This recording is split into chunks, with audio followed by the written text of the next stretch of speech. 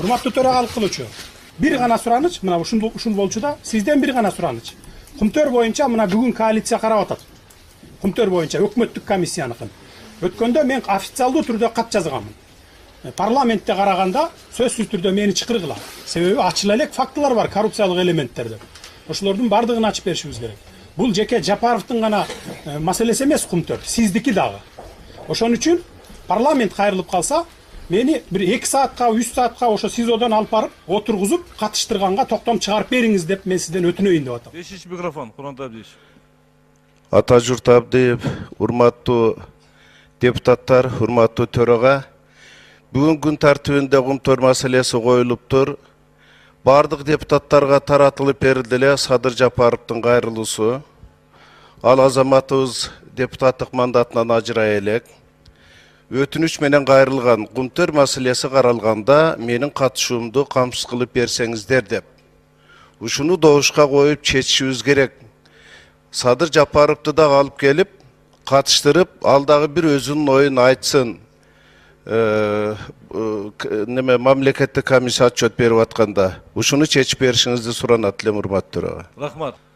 Асылбек Шарипович, азыр Курмантай Абдиевич туура айтты. Садыр Жапаров Жогорку кеңештин комиссиясынын төрагасы, депутат, аны эч ким анын иммунитетинен алган жок. Ошон үчүн аны дагы обеспечить Садыр Жапаровдун келишин. Мына чындыкты айтам деп Садыр Жапаров түрмөдө отурат. Жалгыз депутат аягына чыгып ушуну эч бир соодалашууга барбай, бир тыйын албай, эч ким менен. Мына ошондой болуп туруп, азыр мына көрүп атасыңар, мыйзамсыз түрмөдө отурат. Урматтуу депутаттар. Урматтуу депутат Улукбек Тошубаевич, карайбыз бул маселени. Чыкпаңыздар. Эл күтүп атат, карайбыз. Курмантай Абдиевич, сиз көтөргөн маселе боюнча фракциянын каты келген. Мен сотко жөнөткөнмүн. Азыр кабары боюнча аппарат иштеп атат. Сотко жибергенмин. Мыйзам боюнча сот чечет экен. Верховный эмес, Первомайский суд, 3-чү микрофондон өтөт. Урматтуу депутаттар, өткөндө биз депутаттык комиссиянын жыйынтыгын караганда ишенбегендей кылып туруп мамлекеттик комиссия түздүк да. Эми азыр ошонун канчалыгы чын экен, чын эмес экен угушубуз керек, бул биринчиден. Экинчиден, Асылбек Шарипович, сизге мына биз 2 ай мурда фракциянын атынан атайын сураныч кат жибергенбиз, фракциянын чечимини Садыр Жапаровду камсыз кылып бериңиздер деп. Сиз азыр айттыңыз, теги сот чечет деп. Сот билеби бүгүнкү күндө именно каралып аткан. Себеби сот ал алып келип туруп 1 айга берге жашатып кое албайт да. Именно 20 күнү саат 9:30 каралып атканын билеби. Эгерде биле турган болсо, эмне иш чара баягы кагазыңыздардын бир копиясын берип коесуздарбы? Кеттиби, кетпедиби? Же жөн эле биз сотко шылтап эле? Сураныч сизден ушуну камсыз кылып берсеңиз, ушу кишинин бияка катышуусу. Азыр беребиз кагазды сиздерге. Макулбу? Урматтуу Асылбек Шарипович, жаңы мен кайрылуума мага аппараттан алып келип берди. Бул жерде Первомайский районунун судья Субанкуловдун Абдылдаевка берген жообун алып келип берди. Бул жерде айтып атат, айыпкер соттон качып кетет, же болбосо ушу соттук процессти акыйкат жүрүшүнө залакасы тиет, ошон үчүн мен сизге отказ берип атам деген мааниде келди да. Мындай жооп келишинде бизде күмөнүбүз жок эле. Себеби ата журттун айтканын соттор жасабайт. Ошого эгерде чындыгында өткөндө сотто да бул киши айтты да, мени камсыз кылып бериңиз, ошол парламентте ушу маселе каралып атканда. Себеби комиссияда айтылбаган, комиссиянын корутундусунда жазылбаган айта турган сөздөрүм бар. Именно ушу коррупциялык схемалар боюнча, башкалар боюнча. Биз ал боюнча билбейбиз. Бизге да кызыктуу болуп атат. Жалпы элге да кызыктуу болсо керек, ошол киши эмне айтат деп, ушул справкаларга жазылбаган дагы эмне айта алат деп. Ошого суранат элем, бир добушка салып туруп, жогорку кеңештин атынан Жогорку кеңештин кепилдиги менен ушул жерге бир жарым күнгө алып келип обеспечить береличи. Себеби ата журттун обращениясын соттор жасабайт. Жогорку кеңештин немесин суранып бир добушка салып коюңузчу, береличи, түштөн кийин келип катышып берсин, сурайынчы. Рахмат, мен айттым эле, Курмантай Абдиевич болду, саат 11-де сүйлөшөбүз бул жерде. 4-чү микрофон. Урматтуу Асылбек Шарипович, урматтуу депутаттар, урматтуу ата журт фракциясынын депутаттары. Сиздерге сураныч кылып кетем. Маселени саясатташтырбай, мынакей мамлекеттик комиссиянын отчетун угуп атабыз. Элибиз күтүп аткан маселени жогорку профессионалдык деңгээлде, жогорку жоопкерчиликтин негизинде иш алып баралы.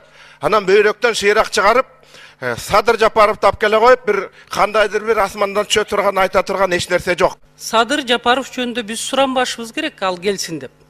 Ал келип бул жерде отуруш керек мыйзам ченеминде. Себеби ал Кыргыз Республикасынын Жогорку Кеңешинин депутаты, ушул кумтөр боюнча комиссиянын төрагасы, аны кылмышкер деп бир дагы сот чечелет, ошон үчүн төрага камсыз кылыңыз.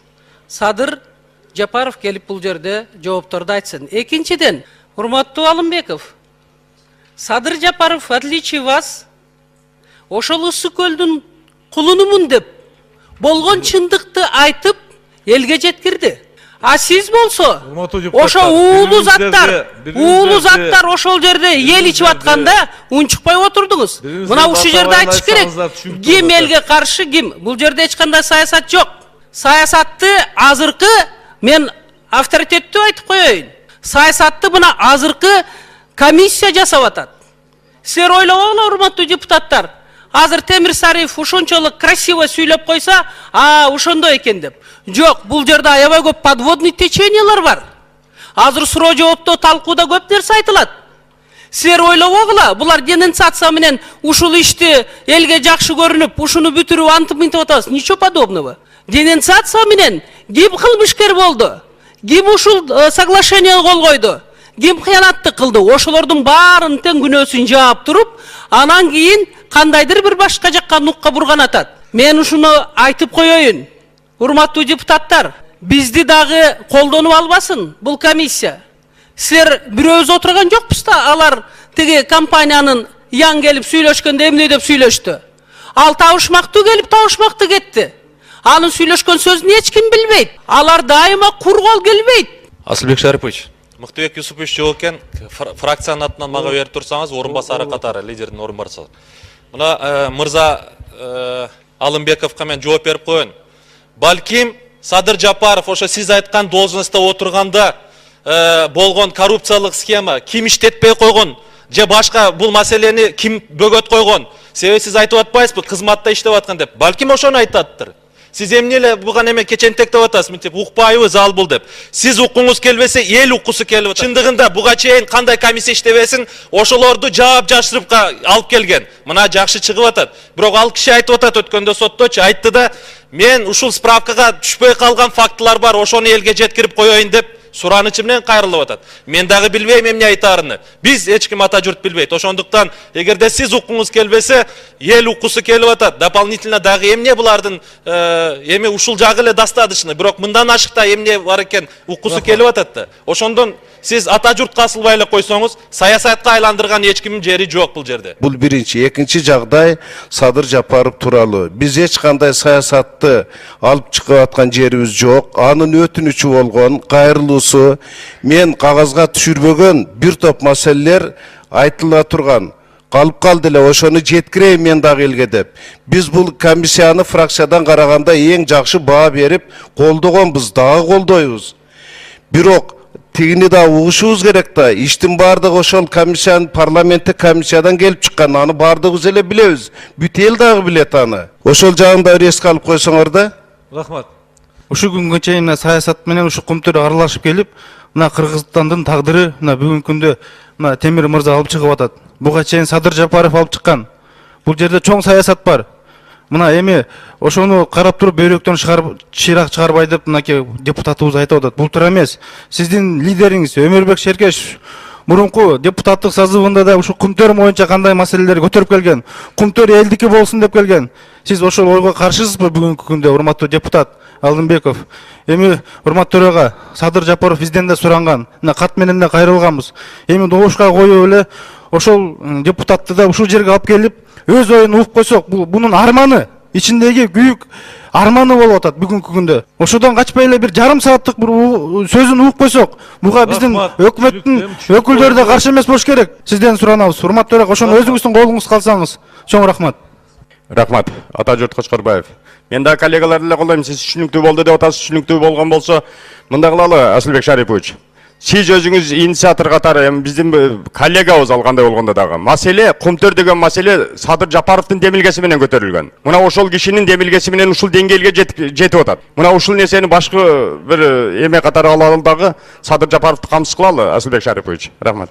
Эми бир Садыр Жапаров келип, ал баарыбыздын мененибизди бузуп өзгөртүп койбойт. Өкмөттүк комиссия иштептир. Ушун жерде депутатский палата отурат. Эми ал киши келип туруп, эмне өкмөттүн ошол текшерүүсүнү башка жака буруп коебу. Мына азыр бул жерде отурабыз. Өкмөттүк комиссия открытый соглашениени алып келип колуңуздарга таркатып берди. Кандай голосовать этесиздер? Кандай чечим чыгарасыздар? Эмне бирөө жагын биз каршы добуш беребизби ушул соглашениеге? Открытый келип атат өкмөт. Өзүңүздөрдүн оюңуздарды кошуңуздар. Садыр Жапаров келгенден кийин өзгөрүп калабы биздин мнениебиз? Рахмат, Эздебука Султанов, урматтуу төрага. Biz qaysı mıyzamdın qaysı reglamentin negizinde bu meseleni götürüp atabız men düşünbey atam. Bu birinci. Ekinci mesele bu dünya yüzünde misal üçün bugün kunde mınday qamakta oturgan je bolbosam mınday surak berip жүрген adam hiç kaçan gelip durup özüm işim var oturayın degen bu mınday mesele bolgan emес, bolboyt dagı. Жоқ. Üçüncü mikrofon. Азыр мына коллегалар айтып жатат, мындай справка болгон эмес деп. Мындай справка болгон, мындан күчтүү дагы справка болгон. Ошол депутаттык комиссиянын справкасы мындан дагы күчтүү эле, аргументтери дагы жетерлик эле. Болгон. Эмне үчүн качып жатабыз? Мына ушул фактынын өзү биз Садыр Жапаровду мына бул жерге камсыз кылбай жаткандыгыбыздын өзү көрсөтүп жатат. Биз бир тарапка, бир багытка бурулуп калдык дегенди эме кылып жатат. Ошол справкага кирбей калган сөздөрүм бар эле деген аргументтин негизинде эле алып келели, Асылбек Шарипович. Добушка коюп бериңиз. Дош койгоем, мен сизге айттым азыр. Экинчи микрофон. Урматтуу төрага, урматтуу коллегалар, мен кечирим сурайм. Бул жерде бир топ сөздөр болуп атат. Биз саясатка айландырбай, саясаты жок деп. Мунун баары саясат, урматтуу коллегалар. Биздин жүрүш турушубуз, ичкен тамагыбыз баары саясат. Бүгүнкү караган маселенин тарыхын карасаңар, өтө орчундуу маселе. Кыргызстанда 1-эл күйгөн премьер-министр өлтүрүлгөн ушул кумтордун артынан. Ушул кумтордун артынан жанакы биздин легендардуу парламент деген депутаттар таралып, эки баштуу парламент пайда болгон. Ушунун кесепетинен азыр 3 депутатыбыз да отурат. Мунун түбүнөн, мунун баары саясат. Урматтуу коллегалар, биз аны өзүбүз жерде шайлаганбыз. Ушу депутаттык комиссиянын башында тургун деп. Ал өзү шайланган эмес. Муну да эстеп коелук мына. Ушу жерден кылмышка жаза тартайлык дегенде депутаттар добушун берген эмес. Муну да эстеп коеюн мен. Ошондуктан мына жерде депутаттар айткан сөздө мен кошулуп кээ бирлерине. Жапаров ошо демилгечи катары, комитеттин жанакы комиссиянын төрагасы катары мүмкүн оппонент болуп кээ бир айтылбаган нерсени айтып берер. Чындыкка дагы жакшыраак, түзүрөөк жакшыраак барарбыз деген. 10 секунд бүтүрүңүз. Да ой менен урматтуу коллегалар, алып келип чыкырып койсок эч нерсе болбойт. Биз аны деле угуп коелук, мүмкүн жакшы бир нерселерди айтып берер алдагы. Ошондуктан бул жерде эч мындай башка нук жок да, бир гана. Рахмат. Урматтуу Асылбек Шарипович, урматтуу коллегалар, мен иш сапарында жүрдүм эле. Азыр келдим, эртең мен радиодон угуп калдым. Мына Исмаил Исакович бир абдан жүйөлүү маселе көтөрүлдү эле. Бүгүн кумтөр маселеси каралып атканда, биз Садыр Жапаровду алып келүү боюнча ошол кандай чечилип атат? Анткени менин колума мына Ууланган кумтөр деген китеп колума түштү. Ушуну мен толук окуп чыгып, бүгүнкү ушул талкууга эгерде биз туура чечим кабыл алып, кумтөрдү кыргыз элинин кызыкчылыгы үчүн элдин пайдасына чечебиз десек, бир жактуу карабай Садыр Жапаровдун бул жерге катышуусу абдан жүйөлүү. Ошол себептен мен жанагы Исмаил Исаковдун киргизген сунушу канчалык деңгээлде аткарылып атат, ошону мен сизден билейин дедим эле. Мен дагы сунуш киргизет элем. Садыр Жапаровга бүгүн күнөөлүү деп табыла элек, күнөөсү коюла элек. Сотто бүт коюлган күнөөлөрдүн бардыгы ыдырап чачырап атат. Ошон үчүн ушул кумтөр маселесин көтөрүп атып, күнөөсүз ошол жакка отуруп калды эле. Анан кийин чыгып алып, баарыбыз кумтөрдүн тегерегинде сөз кылганыбыз бул абирдин астында дагы, ыймандын астында дагы, мыйзамдын астында дагы туура келбеген нерсе бир мезгилдерде дагы көтөрүлүп калат. Бул ошон үчүн биз аягына бүгүн точка коебуз десек, Садыр Жапаровду сөзсүз түрдө ушул жерге алып келишибиз керек. Суроо жооп мына башталып калды. Биз Садыр Жапаровга да суроо беришибиз керек. Мен дагы ушул жерде тактап ала турган бир топ суроолорум бар. Ошол маалымат туурабы, ушул жерге туура кирдиби? Эгер туура кирсе, өкмөттүк комиссия канчалык деңгээлде ушунун үстүндө иш жүргүздү? Мага да кызык болуп атат. Ушуну камсыз кылып бериңиз. Асылбек Шарипович, мен дагы бир жолу айтып коеюн.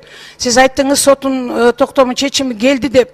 Кайрылууну сиз колго коюп, бүгүн жогорку кеңеш токтом кабыл алып, биз ошо соттон ошонун Садыр Жапаровдун ушул жерге келишин обеспечитин биз талап кылышыбыз керек. Бүгүн кумтөр маселесин ошол Садыр Жапаров көтөрүп чыккан жыйынтык менен бүгүнкү өкмөттүк комиссиянын жыйынтыгынын кандай айырмасы бар? Эмне үчүн өкмөттүк комиссия түзүлдү? Садыр Жапаров кайсы жерин изилдебей койду?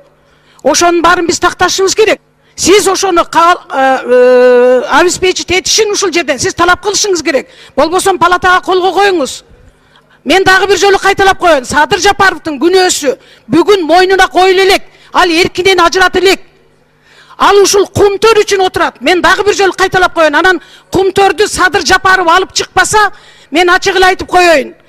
Өкмөттүк комиссия түзүлөт беле, түзүлбөйт беле, ким билет?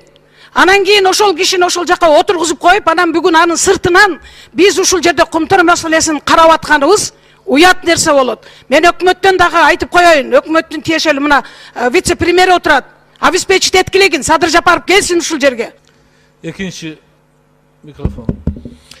Урматтуу депутаттар, колубузда спикердин каты турат, сотко жөнөткөн. Соттун чечими турат. Ким эле Садыр Жапаров пикирин уккусу келсе, камерага барсын, депутаттарды киргизет. Урматтуу Асылбек Шарипович, эми ошончо депутаттар суранды. Добушка салып, алып келип, мындайды 3 жылдан бери иштеп аткан ушул бийлик кумтөр менен кандай иштеди? Экологиясы ошончолук бузулду, бирде көңүл бурбады. 30 тонна эмес 42 тонна алтын чыгып кетти 3 жылдын ичинде. Укмуштуудай нерселер болду. Анан бизде дагы недоверие бар, өкмөттүн жыйынтыгын ачыгын эле айталы. Мен жөндөн жөн айткан жокмун. Эртең Сариев менен Сатыбалдиевди кылмыш жообуна тартабыз деген күчтөр чыкса, я абсолютно удивляться не буду. Почему? Потому что бул жерде көп нерселер красиво айтылганы менен, а самом деле совсем башка подводный течениелер турат деп ачыгын айтып атам.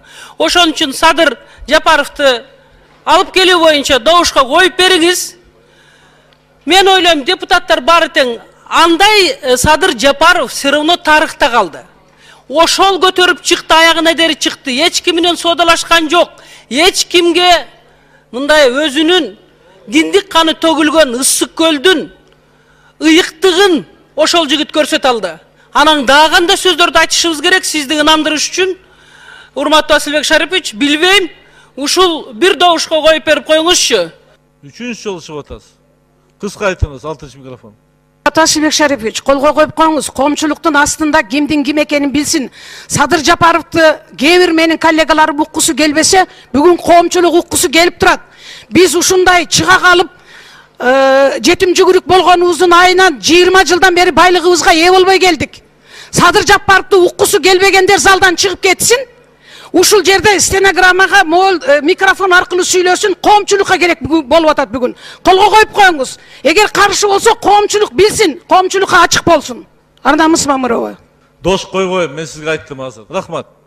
Стенограмма үчүн айтып коелу. Анан кийин бир мындай маалымат бар да, жана Садыр Жапаровду ушул жерге алып кел десе, элдин баары так секирип чычалады да, бир моундай деген маалымат бар. Темир Аргынбаевич, 2011-жылы октябрь айында Туркияга жер титирөөгө гум помощь жөнөтүлүп атыптыр.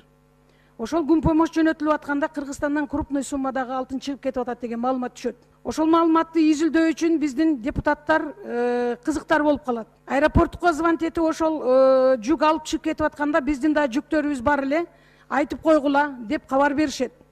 Бирок кандайдыр бир бүтүрүп коюңуз. Көсөңүз, бир 2-3 депутат сүйлөшүп калышат. Ошонун негизинде кандайдыр бир маалымат жетет дагы, ал жүк ошол күнү жөнөтүлбөй калат. Самолетко толбой калды деп. Эртеси күнү дагы барат Садыр Жапаров. Жок, толбой атат деп, анан кийин ошол күнү түн ичинде ошол самолет Түркияга жөнөтүлөт. Эмнегедир Түркияга барып түшкөндө туура эмес конуп алып, түрктөрдүн токтоп турган самолетунун канатына тийип, кичине авариялык состоянияга туш келет. Бул жерден гуманитардык жардамды түшүргөнгө болбойт, бул аварияга учурап калды деп, ошол самолетту ангарга киргизип, самолеттун гаражына биздин тил менен айтканда, ошол жүктөр түшүрүлүп кетет. Такталбаган маалыматка караганда 3 тонна алтын чыгып кеткен деген маалымат бар. Ушул нерсени мына кумтөр маселеси каралып, алтын маселесинин тегерегинде болуп аткандан кийин биз ушуну тактап, бул маалымат кандайча чыкты эле, ошол мезгилде Садыр Жапаровга ким айтты эле, кандайча кызыктар болуп калды эле деп айтып алайлы десек макул болбой койдуңар. Мен маалымат үчүн, стенограмма үчүн айтып коеюн. Рахмат. Өдөш Аманбаевна, сиз берген маалымат бизде жок. Эгерде ушундай маалымат болсо, муну токтоосуз түрдө укук коргоо органдарына бериш керек. Эгерде мындай маалыматты бирөө катып отурса, мен ойлойм, бул өзүнчө эле Кыргызстан үчүн дагы абдан чоң зыян келтире турган нерсе да. Ошон үчүн токтоосуз түрдө бериш керек, жазып туруп. И укук коргоо органдары бул боюнча иликтөө башташ керек. Асылбек Шарипович, Темир Аргынбаевич, азыр мен бир маалыматты айтсам, андай маалымат болсо белгилет. Мен дагы билейин деп, ушул маалыматтын чын төгүнүн тактайын деп сурап атам. Анын үчүн Садыр Жапаровго барып сурагыла, же Садыр Жапаровду ушул жерге алып келгиле, айтып берет. Ал каяктан укту, кандай маалымат чыкты, жөндөн жөн эле маалымат шамалдай болуп эле көрүнгөн жерде учуп жүрө бербейт да, туурабы? Эмнеге негиздеп ошондой маалыматты укту, каяктан алды? Садыр Жапаровдон сурап тактап койгула. Бул чоң маалымат, туура айтасыз, Темир Аргынбаевич. Муну деген такташ керек. Мен сизге айтып атам, Темир Аргынбаевич. Асылбек Шарипович болсо ушундай эле учуп эле шашып атат да, эптеп-септеп эле нары бери эле жумдап ийсектеп. Шашпаңыз, Асылбек Шарипович. Шашпаңыз. Тарых бул, жооп бере турган мезгил келет. 40 жылдан кийин да чыгып атат. Кылык жоруктун бардыгы. Ошон үчүн тактап койгондон эчтеке болбойт. Почему необходимо было убрать Садыра Жапарова? Потому что он поднял и поднимает вопрос о том, что наши чиновники, которые подписали контракт с Кумтуром, имеют акции в Центр Голд. Следовательно, эти чиновники, они существуют, они же у власти. Это им невыгодно. Почему невыгодно Соляновой? Потому что именно при рассмотрении данного вопроса, при проверке деятельности Кумтура, Садыр Жапаров установил интереснейший факт. Когда Солянова говорит правительству, надо, говорит, Кумтуру преподнести не просто так в пакете, а надо вот этот подарок в виде 1 миллиард 350 миллионов долларов налогов с золотой ложечкой. То есть она приложила руку к списанию долгов. 1,5 миллиарда сомов – это месячная пенсия наших пенсионеров Кыргызстана. Это огромные деньги. И за такой подарок она должна была сидеть. Когда он поднял вопрос, естественно, у Соляновой есть мотивы для того, чтобы разделаться с Садыром Жапаровым. Тем более, когда идет заказ от акционеров, которых почему-то Садыр Жапаров отказывается называть. Поэтому и возбуждено уголовное дело. А вот здесь мы ставили здесь вопрос, чтобы пришел Джейналиев и Солянова. Потому что о незаконном возбуждении уголовного дела здесь четко и ясно указали мои коллеги, и депутаты, и Азимбек Бекназаров. Потому что Джейналиев в нарушение уголовно-процессуального законодательства, превышая свои служебные полномочия, то есть совершая преступление, незаконно возбудил уголовное дело в отношении депутатов, не имея на то прав. А Солянова умышленно уклоняется от исполнения своих обязанностей, заставила подписать Джейналиева. То есть, с какой стороны не смотри, и зам, и прокурор оба виноваты. Оба совершили преступление. Эң биринчи сураганда Садыр Жапаровдон канча акча алдың, ким алып келди, ким уюштуруп атат, Садыр Жапаровдун тиешеси барбы деди. Мен бул жерде Садыр Жапаровдун бир да тиешеси жок. Эч ким акча алган эмесмин, мен аягына чейин ушундай эмес, ошон үчүн сага кыйнашты да. Депутат Жээнбеков айтып аткан караколго чыгарып алып сотрудниктер, анткени укук коргоо органдары деп айтылган. Мен бул жерде отурганда ушундай ур токмокко алды деген орун тапкан жок.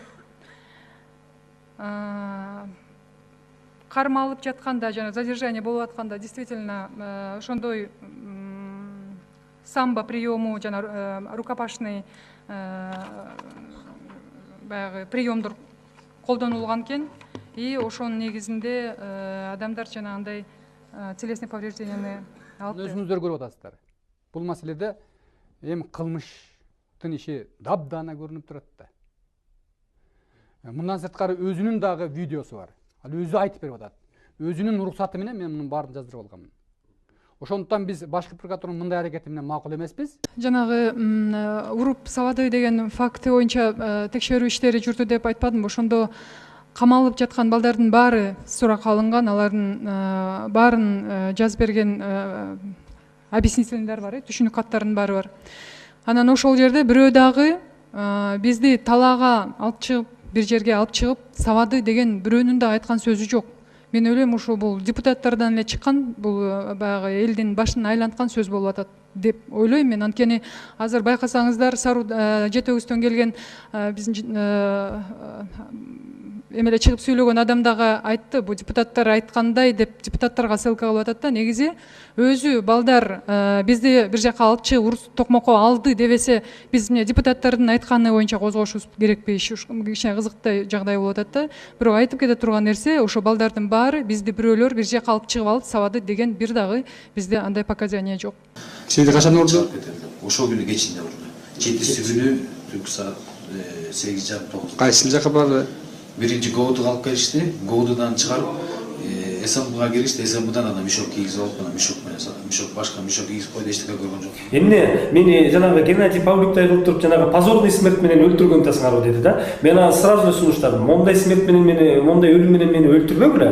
Өлтүрөсүңөрбү? Анда маңдайыма пистолетиңерди такап туруп, ошентип өлтүргүлө деп мен өздөрүнөн керек болсо сурандым. Болгону мага акыркы бир 2 рекет намазымды окуп алганга мүмкүнчүлүк бергиле, анан бир кат жазып алайын. Ошону кичпейилдикке берип койгула да, каалаганыңарды кылайын. Ерлан, сен ЮПГ окуясынан кийин жок болуп кеттиң эле. Кантип кайра Бишкекке келип калдың? Сени мындай көпчүлүгү издеп чыны менен тапкан эмеспиз. Ошол күндөн тартып ГКМБнын сотрудниктери ар кайсы жердеги жайгашкан, Бишкек шаарында ар кайсы жерде жайгашкан конспиративдүү квартиралар деп коет эмеспи? Ушул конспиративдүү квартираларда мени карап жатат. Дүйшөнчү Караев мындай сунуш кылды. Эрлан, сенин азыр биякта Кыргызстанда калганың оң эмес, дурус эмес. Сен деген колдон келишинче эртерээк өлкөнүн кетишиң керек. Бардык шарттардын баарын түзүп беребиз. Сен биринчи сени чыгаралы, андан кийин артыңан сенин үйлөрүң келет. Кайсы мамлекетке? Казакстан өлкөбүздө бизде кичине байланыштарыбыз кысыраак болуп атат. Биз сага Россия Федерациясын предлагать этели, Россиянын любой шаарын танда. Бардык жагынан кызматыңды дагы, квартираңды дагы 1 жыл 2 жыл болобу бардык каражаттарыңдын баарын теңдеп баарын тейлеп беребиз деди. Атам жанымда отурган, ошол немелердин баарын кат сөз. Макул, сен өмүрүңө кооптуу мезгил жаралган экен. Азыр сен СМБнын жасаган иштерин айтып келип атасың. Бүгүн сен өмүрүңө кооптуулук жок деп ким кепилдик бере алат? Эч ким кепилдик. Сен СМБны кайра каршы чыгып аткан үчүн эмне болот эми? Сени эмне күтөт? Мен минтип келген эмесмин, алар мага чыккан деп кайра буларга каршы дагы бир нерсени уюштуруп койбойсуңбу? Мен биринчиден ГКМБга каршы чыгып аткан жокмун. Мен адилетсиздүүлүккө, мен акыйкатты тебелеп тепселеп атканга каршы чыгып атам. Эгерде ушундай саясат менен өзүнүн кызмат иштерин аралаштырбашсын.